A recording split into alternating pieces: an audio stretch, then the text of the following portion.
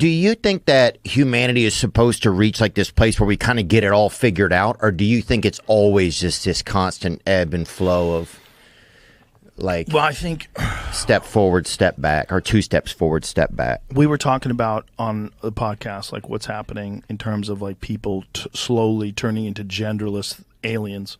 Yeah, I think that's probably really what's going on. I don't think humanity ever gets together. I think humanity stops being humanity.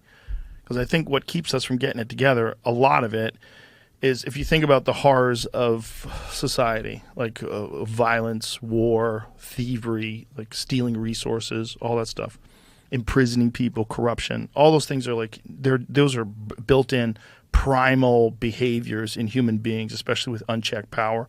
And I think that as long as we're just human beings, we're going to have those things. We'll have less and less of them,